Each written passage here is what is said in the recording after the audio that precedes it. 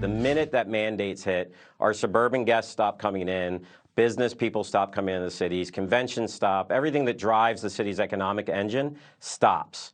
And this mandate isn't taking place in the suburbs or New Jersey or New York or Maryland or Pennsylvania. Anywhere that borders Philadelphia, you can live without a mandate. So people spend their money and their time in those places. Outrageous. Business owners fighting back as Philadelphia becomes the first major U.S. city to reinstate its indoor mask mandate.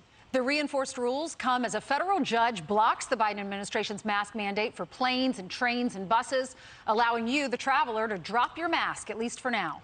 Republican Senate candidate for Pennsylvania, Dr. Mehmet Oz, joins us right now. Dr. Oz, good morning to you. Good morning.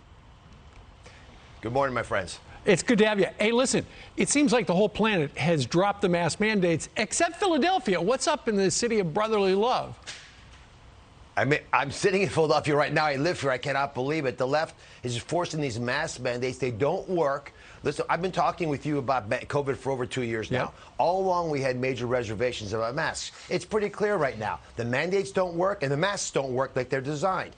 They're ignoring natural immunity. It creates problems. We've got hospitalization rates in Philadelphia that have fallen 90%. I mean, what else can happen?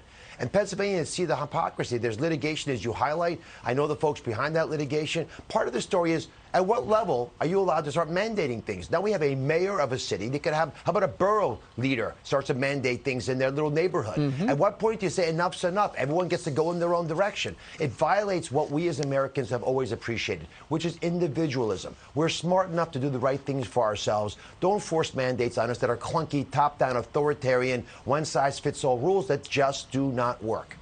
The restaurant owner that we talked to earlier that you just saw a clip of, he said because the suburbs, you don't have to wear a mask, people are not coming into the city, so they're taking their business elsewhere. He made like $2.some-odd million before that year, right before COVID, and then the next year he made like $600,000. So they're all worried, how are we going to stay alive? How are we going to survive all of this? What is the mayor saying? When does he plan to lift this? Doesn't give you guidance because it's not based on science. When you're ignoring what's really out there in the medical literature and you're not following the science, you're following the political science. The question becomes, what will your polls show in a week or two? I live in Montgomery County. I'm just across the city border, and I'm not going into this city to put a mask on. Plus the hypocrisy, Ainsley, of putting a mask on to walk through the door, but when I sit down, I don't have to anymore. We've all lived that. Or why do I get to take my masks off, but the servers don't? It creates a caste system.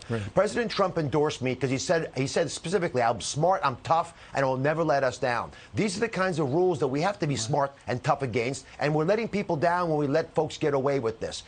Republicans have to be thoughtful on this. Stop bringing these index cards into culture war knife fights. That's what this is about. This is about controlling what you do. We have to push back, and we have to use our arguments, our words, to give people the right vocabulary to say, no, I'm done. I'm not going to have this happen. It's the restaurant workers that are at risk because the customers are irate.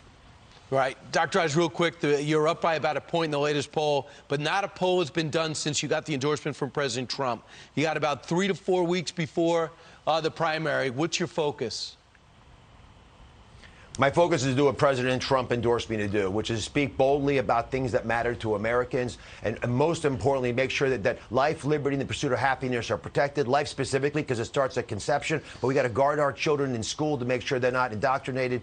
Liberties about the First Amendment, but also the Second Amendment to protect the First Amendment and all the other amendments. And happiness, to me, pursuit of happiness is about capitalism and individualism. We are not to be treated as a collective. We're supposed to be individuals. Don't hurt us like sheeple through these different mandates. Full-time politician, part-time surgeon. See if you can squeeze a surgery in if you need some extra money. See how it works out, Doctor. Thanks, Dr. Oz. God bless you. God bless you. Thank you. All right, let's